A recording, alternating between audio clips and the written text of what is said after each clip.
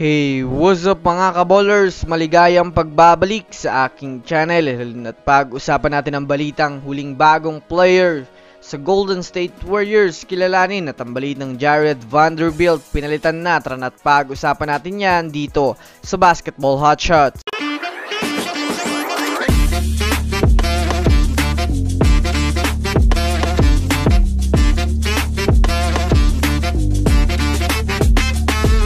Una nga muna tayong dumako mga kaballers sa balita patungkol sa kupunan ng Los Angeles Lakers.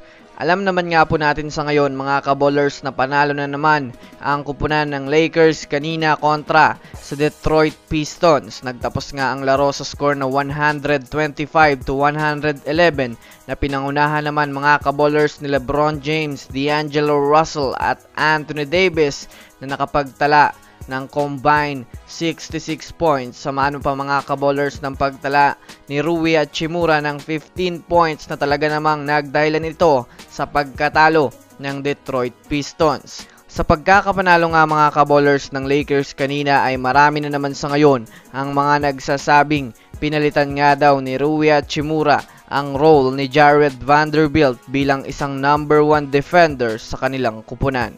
Kung makikita nga natin mga kaballers, naging maganda ang depensa at laro ni Rui Hachimura para mapigilan ang pagkuha ng puntos ng Detroit Pistons sa Los Angeles Lakers.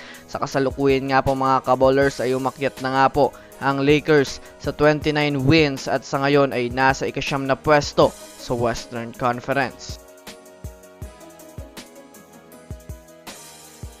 Samantala, dumako naman tayo mga kaballers sa balita patungkol sa kupunan ng Golden State Warriors. Bagamat man nga po mga kaballers tapos na ang trade deadline, ay hindi pa rin natin maiwasan mga kaballers na may maraming rumors sa ibang mga kupunan na magkaroon pa ng panibagong player. Ito ay dahil na rin naman sa bawat isang team nga ngayon sa NBA ay nagpapapirma ng mga players para maging kandidato upang makakuha ng mataas na potensyal na ma-buyout. Sa ngayon nga po mga kaballers ay official nang pinapirma ng Golden State Warriors itong si DeMarcus Cousins sa kanilang listahan para maging kandidato sa buyout market. Well, kung susumadahin nga natin mga kaballers, kailangan nga talaga ng Warriors ngayon ang panibagong big man na makakatulong sa kanilang front court.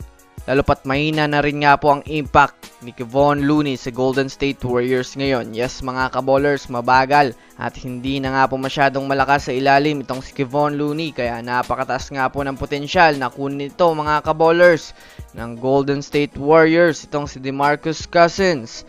So that's it for today's video mga kaballers. Yan lang ang ating pag-uusapan sa ngayon. Pindutin ang subscribe and hit nyo na rin ang notification bell para sa mga susunod na updates sa mundo ng basketball. Again, this is Basketball Hotshots. Thanks for watching.